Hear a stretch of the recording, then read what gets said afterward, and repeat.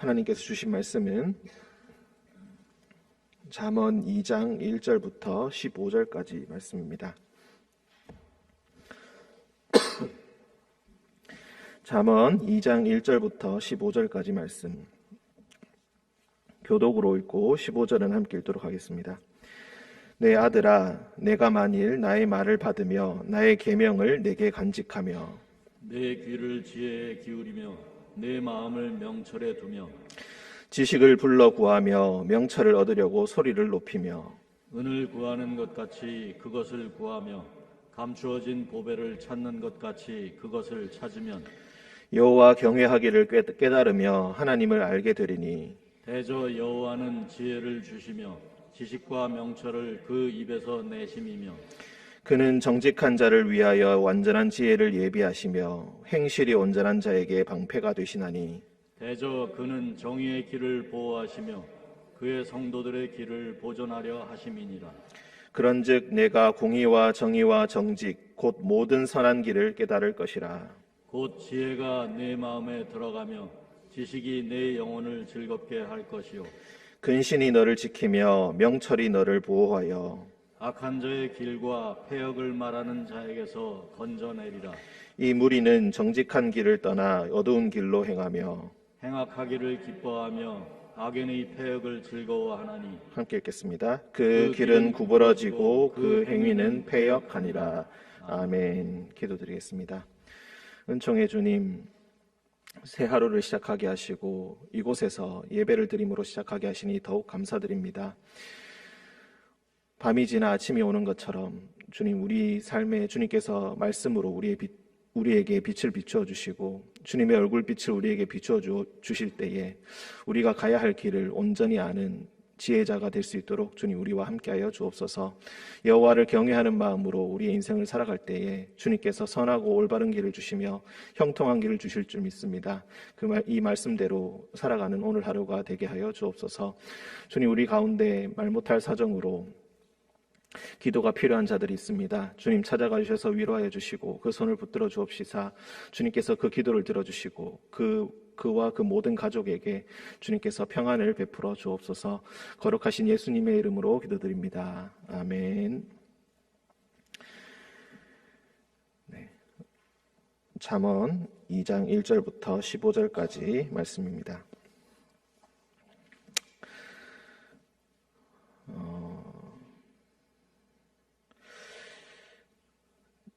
오늘 말씀은 그야말로 지혜를 구하라라는 말씀입니다. 지혜란 무엇인가? 우리가 지혜를 이해하기 위해서 계시라는 개념과 반대로 한번 생각해 보시면 되겠습니다. 이거는 조금 극단적인 구분이긴 합니다만 계시는 하나님께서 주시는 말씀이라고 할 수 있겠습니다. 지혜는 땅 속에서, 땅 가운데서 구하는 것입니다. 인간의 모든 경험들, 관찰들, 여러 사람들이 겪었던 것들을 녹여내고 그리고 자연 법칙에 대한 관찰들을 통하여서 세상이 어떻게 돌아간다는 것, 땅의 법칙이 어떻게 된다는 것을 깨닫는 것이 바로 지혜입니다. 반대로 계시는 하나님께서 주시는 것이고 하늘에 있는 것입니다. 하나님께서 직접 알려주시는 것입니다. 스스로 관찰하거나 스스로 깨닫는다거나 하는 것이 아니라 하나님께서 직접적으로 주시는 것, 그것을 우리가 계시라고 할 수가 있겠습니다.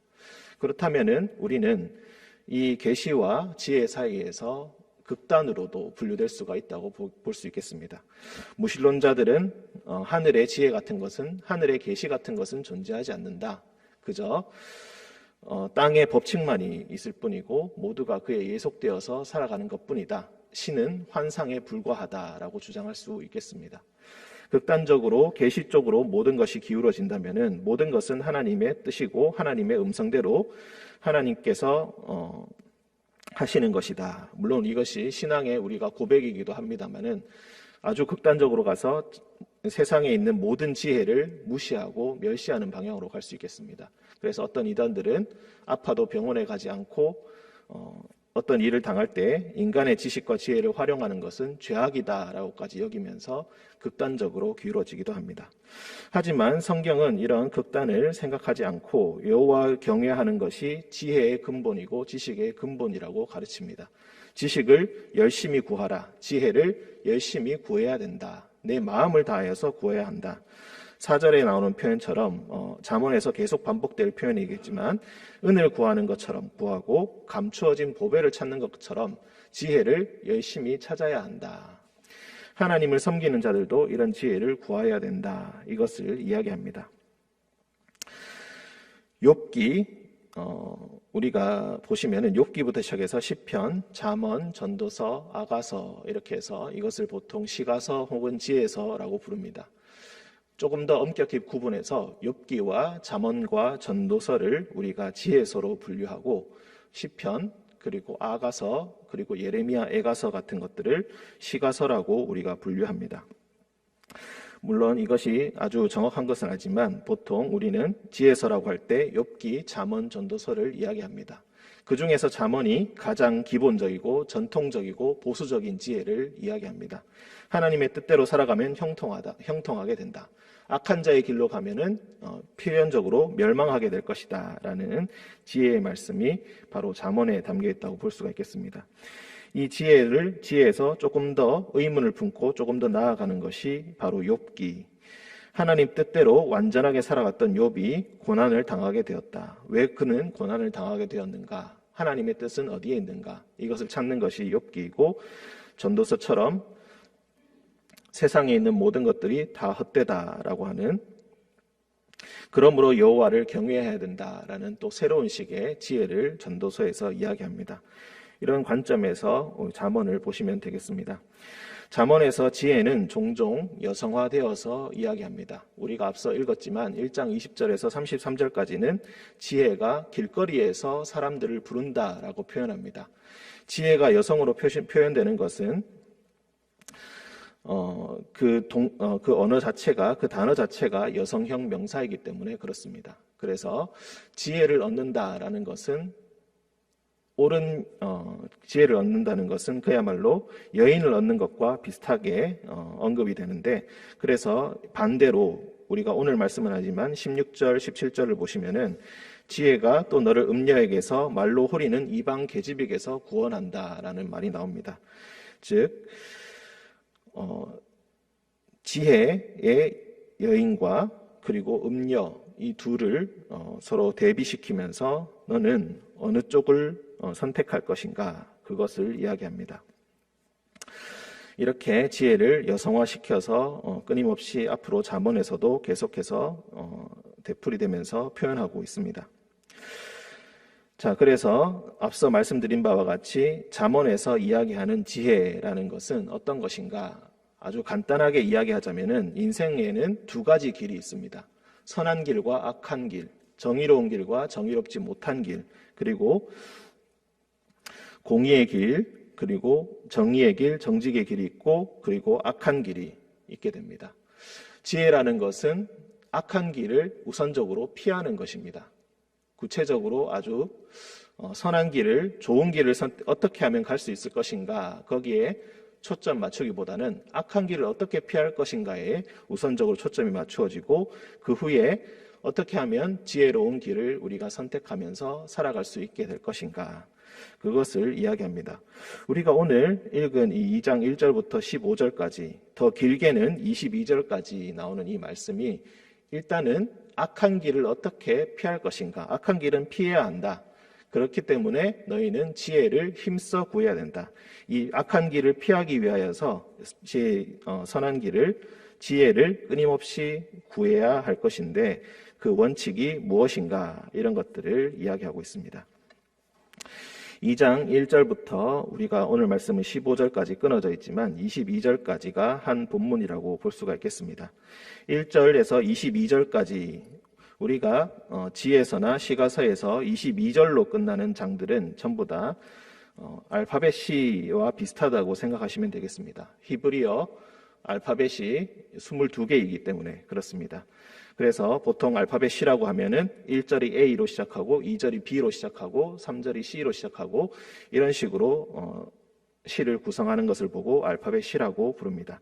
하지만 사실 22절까지 있기는 합니다만은 오늘 말씀은 알파벳 C는 정확하게 알파벳 C라고는 할 수가 없습니다. 다만 우리가 1절부터 11절까지를 한 단락으로 나누고 12절부터 22절까지를 할 단락으로 나누는데 여기서 이제 12번째 알파벳인 바로 L, 영어식으로 이야기하자면 L이 12절이 L이라는 단어로 시작되기 때문에 대충 알파벳 C와 비슷하다라고 표현을 합니다.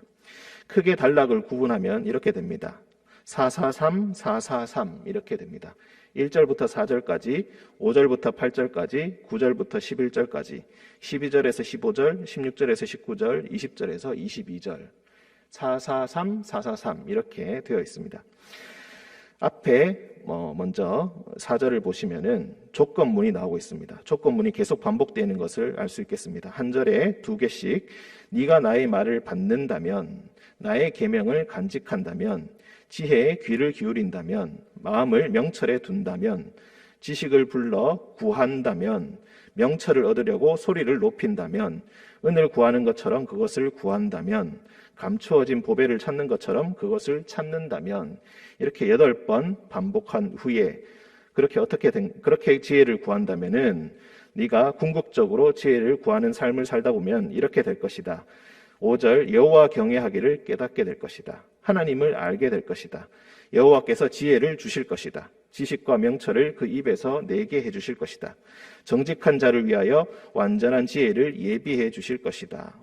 행실이 온전한 자에게 방패가 되어줄 것이다.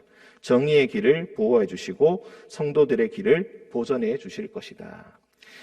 지혜를 힘써 구하는 것이 바로 이런 여호와를 경외하는 길로 가는 것이다 라는 것을 표현합니다.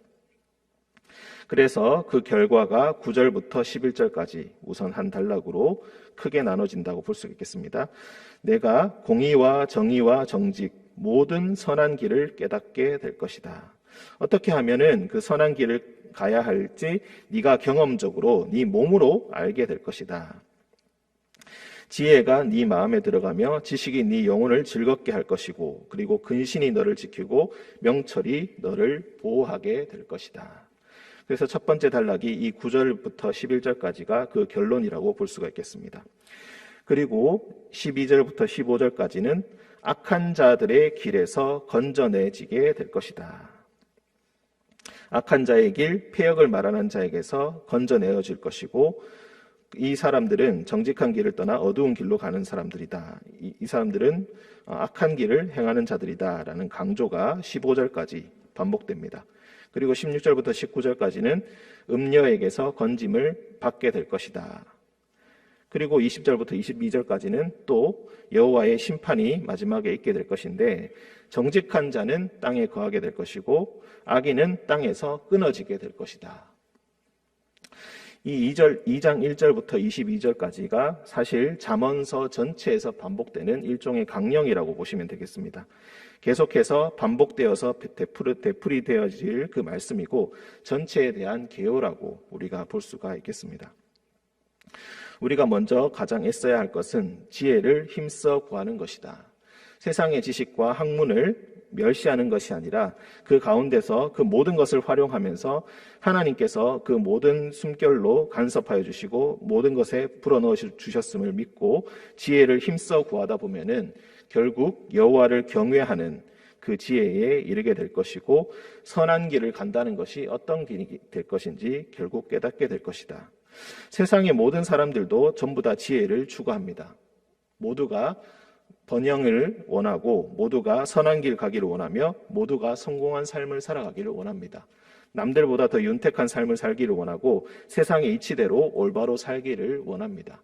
하지만 결국에는 지혜의 근본, 지혜의 극치에 이르게 된다는 것이 어떤 것인가? 여호와를 경외하는 것을 깨닫게 되는 것이다. 여호와를 경외하는 것이 지식의 근본이나 미련한 자는 지혜와 훈계를 멸시한다라는 1장 7절의 그 말씀처럼 여기서도 똑같이 계속 되풀이되고 있습니다. 악한 길을 항상 떠나기를 원해야 되고 그렇게 하기 위해서 너는 항상 지혜를 구하여야 한다. 그리고 항상 마음에 간직해야 할 단 하나의 원칙이 있다면 그것은 여호와를 경외하라. 여호와를 경외하는 삶을 살아가라. 여호와를 온전히 믿고 그렇게 너희는 지혜를 구하여야 한다. 우리는 그래서 이렇게 생각해 볼 수가 있겠습니다. 왜 이렇게 계속해서 지혜를 추구하라는 말을 반복하고 있는가?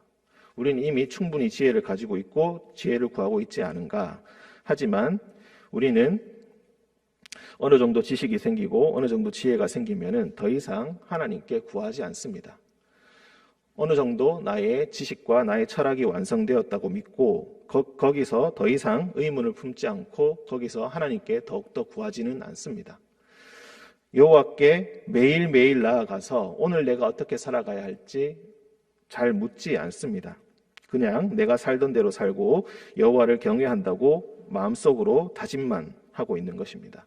하지만 간절히 구한다라는 것은 정말로 내가 오늘 하루하루 선택하면서 하루하루 살아갈 때에 항상 하나님이 필요하다는 것을 인정하고 하나님 앞에 겸손하게 무릎을 꿇고 하나님 앞에 모든 것을 어떤 것도 속이지 않고 정직한 마음으로 모든 것을 내어놓아야 너는 지혜를 구하게 될 것이다.